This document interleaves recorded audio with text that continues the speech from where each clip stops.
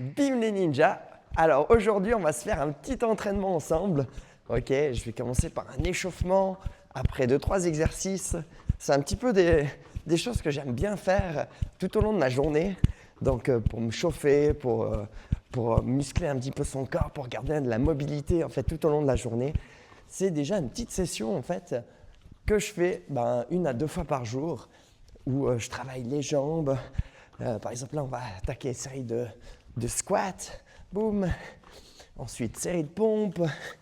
Donc, je mixe vraiment un petit peu tous les exercices, pas forcément en comptant en fait le nombre de reps que je vais faire, mais plutôt de sentir un petit peu mon corps. Là, je fais des montées de genoux, sentir un petit peu mon corps en fait qui travaille.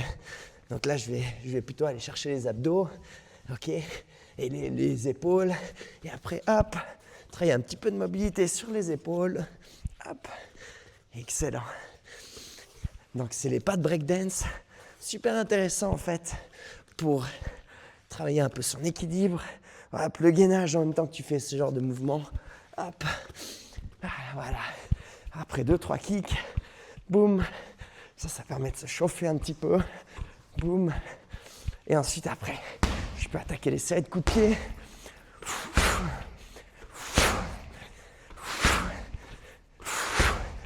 Là, de nouveau, je tape vraiment pour l'échauffement, pour me relâcher un petit peu. Ensuite, les séries de frappe. Okay, je travaille souvent avec les paumes de main. Pourquoi? Parce que c'est intéressant avec les paumes de main pour quand tu vas taper en défense, pour de vrai, tu ne vas pas te casser les phalanges. Et en même temps, c'est intéressant pour attraper l'adversaire et puis après pouvoir passer des clés.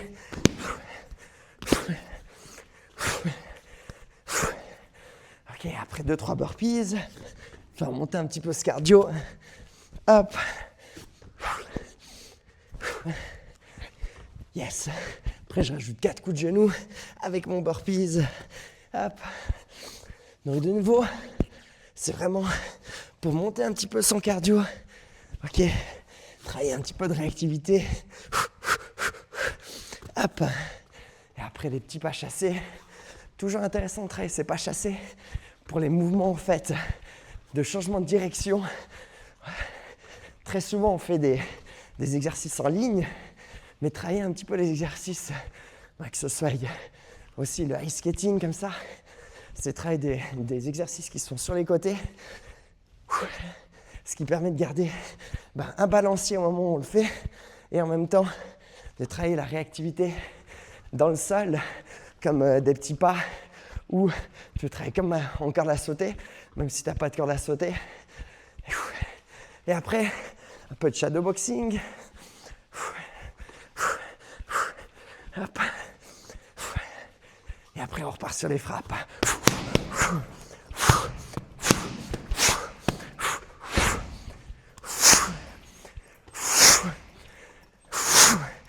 Donc là, c'est vraiment continuer à frapper vraiment de manière tranquille, décontractée. Et après, passer à des exercices suivants.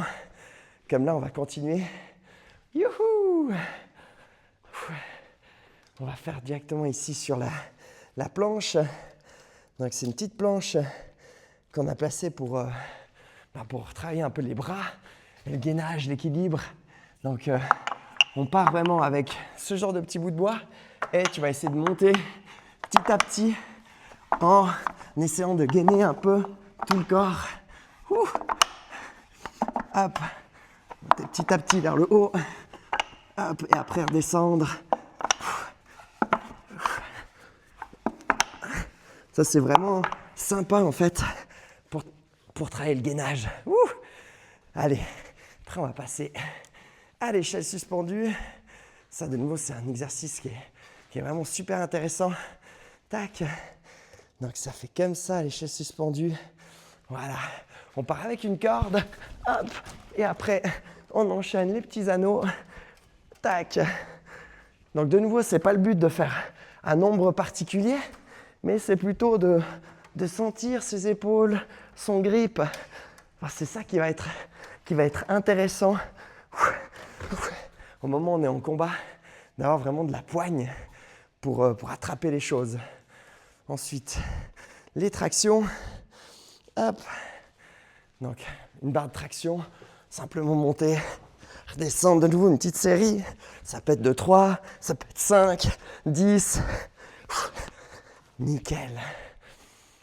Et ensuite, on continue avec notre ami Bobby. Donc, c'est le bonhomme qu'on a ici.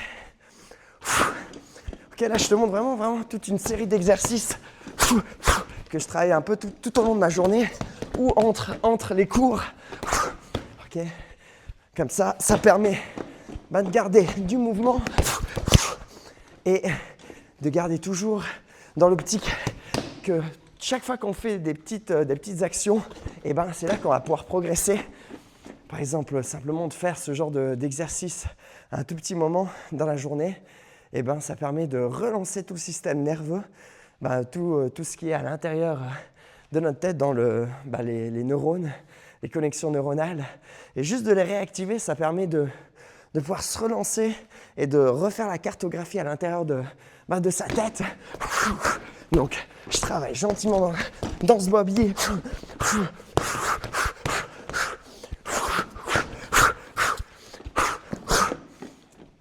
Et après, on rattaque avec une petite série à l'échelle. Boum. Tac. Voilà. Sauf que cette fois-ci, je vais partir d'un petit peu plus bas. Hop. Je pars en position au sol. Et là, j'essaye de monter pour travailler mes mains, mon grip. Excellent. Et après, on va prendre une box pour travailler les jambes. Voilà. Tac. Là, on va travailler parce qu'on a pas mal de matos différents. Le but, c'est un peu de travailler toutes les parties du corps. Là, je vais travailler plutôt les jambes, comme ceci. Donc, je vais me mettre sur une jambe et je vais travailler ma cuisse ici, monter et retenir ma descente. Tous ces exercices, ça rentre dans l'optique d'être le plus performant possible, avec son corps qu'on a, avec la mobilité qu'on a, et d'augmenter un petit peu sa mobilité. Ça veut dire que quand je travaille un peu ces exercices de jambes, j'imagine que pour le combat, je vais être explosif, je vais avoir plus de force, je vais pouvoir plus soulever dans le sol, plus pousser avec mes cuisses. Et en même temps, dans la vie de tous les jours ou en course, je peux grimper des montagnes, je vais avoir la force pour tenir des courses de 6 heures, 8 heures, enfin j'espère en tout cas. Et c'est pour ça aussi que j'entraîne beaucoup les cuisses, le cardio, parce que c'est pas forcément que le combat, mais c'est aussi toute la dynamique qu'on peut avoir en dehors des heures, c'est-à-dire de la course, la marche, etc. Là, je vais travailler maintenant les animaux, donc un peu la mobilité. Voilà. Donc la mobilité, c'est hop. Très souvent, je me mets justement en bas, hop, et puis je vais tranquillement faire des exercices, pas besoin d'être très explosif, mais de travailler un peu en déséquilibre, des rotations, hop, hop. Et en fait, ce que ça va pouvoir permettre, c'est d'être en mobilité en même temps, de réveiller son corps et de le muscler. Parce que tous ces exercices, ils sont assez incroyables pour le dos, les hanches, les bras. Ok. Et on sent direct que ça a fait chauffer le corps. Ensuite, on va continuer avec le sac là-bas. Hop. Voilà. Et là, je continue mes frappes.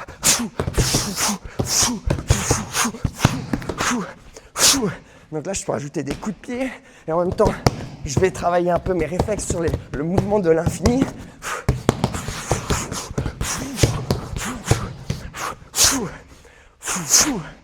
Avec des coups de genoux aussi. But, il n'y a pas vraiment d'exercice particulier. Mais comme j'ai dit avant, c'est travailler un peu la cartographie qu'on a à l'intérieur de la tête. pour qu'il y ait des réflexes qui viennent au moment où j'ai mes techniques à passer et qu'en même temps j'ai toujours mon cardio qui tiennent.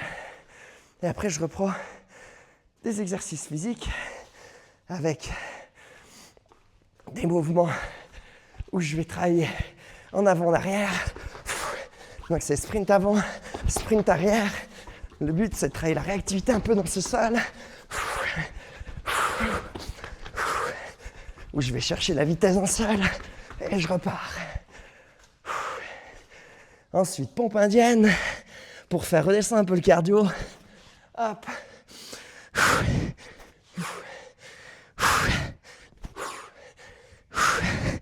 Hop. Normalement, je rajoute aussi beaucoup de sauts. Des sauts comme ça, mais comme j'ai une entorse un peu à la cheville, j'y vais un peu mollo. Tout ce qui est saut et pogo jump. Un pogo jump, c'est ça. C'est la réactivité qu'on va avoir dans le sol au moment où tu pousses sur tes pointes de pied et que tu réagis dans le sol. Et ça va être intéressant pour faire des changements de direction. Tac, petit pas, pousser en avant son pied, revenir. Ça permet de faire des changements de direction. Et après, je travaille les diagonales avec du crossover. Et la même chose de l'autre côté. Crossover, c'est simplement croiser ses jambes. Excellent.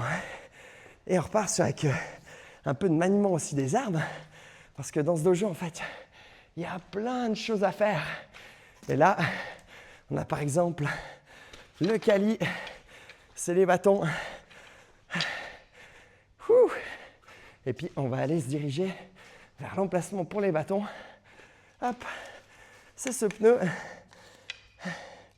Et avec ça, on va pouvoir travailler la vitesse de frappe.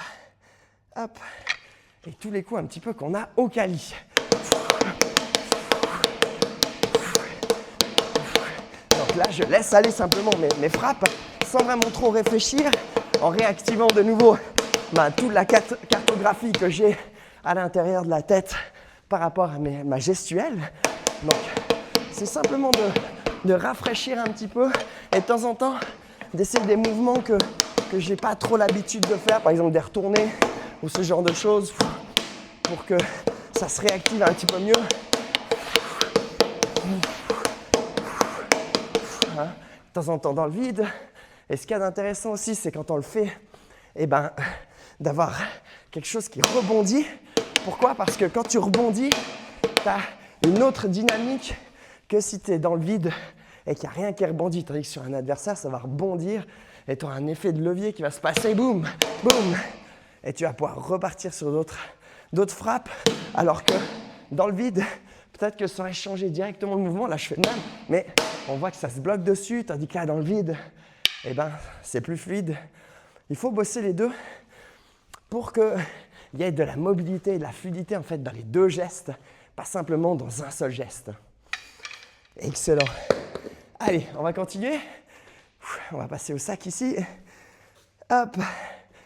Voilà, magnifique. Allez, c'est parti. Là, j'aime bien travailler aussi mes coups de coude là-dedans. Les coups de genoux. Ou les coups de pied aussi. De nouveau, le but, c'est que je t'accompagne un petit peu dans une session entre deux cours. C'est juste pour réactiver un peu toutes les connexions, comme je l'ai dit avant, mais aussi pour que le cardio, en fait, il continue à travailler. Après, je vais passer juste au coup de genou. Hop. Donc, je vais prendre un sac et je vais faire juste des séries de coups de genou dans le sac.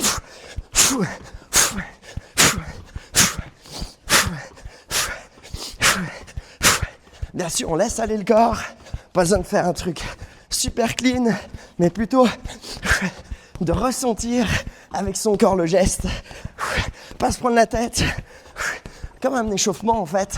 On y va vraiment tranquille. Et après, on passe à un exercice suivant. J'aime bien aussi cet exercice où il y a un sac contre le mur. Comme ça. Hop. L'avantage avec ce sac, c'est que tu peux après le balancer au sol, c'est-à-dire que tu le gardes contre le mur, tu peux taper contre le mur, tu as du rebond, et à un moment donné, je peux aller ici, le projeter pour le mettre au sol. Et après, je le remets.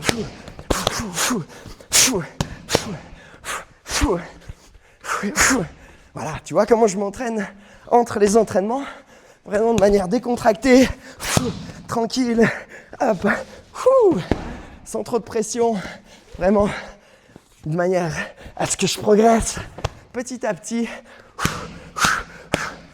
Parce que c'est pas en faisant un entraînement dans ma journée que je vais gagner dans mon cardio, dans ma musculation ou dans ma mobilité, mais c'est en faisant des centaines de petits exercices comme ça pendant toute la journée. Pas besoin de faire des trop grosses sessions, mais des petites sessions. Et du coup, ça va permettre vraiment de rentrer tout ce que, comme j'ai dit, là, les neurones qui vont se connecter, qui vont travailler. Si je les travaille 3 fois dans la journée, un tout petit peu, comme ça, et tous les jours, c'est là qu'il y a la répétition, il y a des choses qui vont être vraiment intéressantes qui vont arriver. Et du coup, tu vas gagner en fait en endurance, en musculation et puis en technique. Parce que c'est la répétition et la discipline qui est toujours intéressante. Il faut toujours penser à ça. Maintenant, je vais revenir de nouveau là-bas. Ça veut pas dire que je fais un exercice, je ne le refais plus. Mais je vais continuer assez souvent la série d'exercices parce que c'est ça qui est intéressant. Là, je vais refaire la traversée et je vais aller choper l'anneau au fond. Hop. Bien sûr, si j'arrive. Hop. Hop.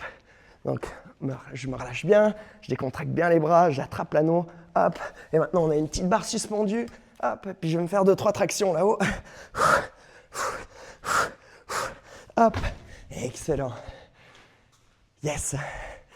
Après, je vais retourner à la boxe parce que je dois travailler un peu mes cuisses. Donc, je vais remonter un petit peu ces jambes. Voilà. J'espère que ça te donne un peu aussi des idées d'entraînement.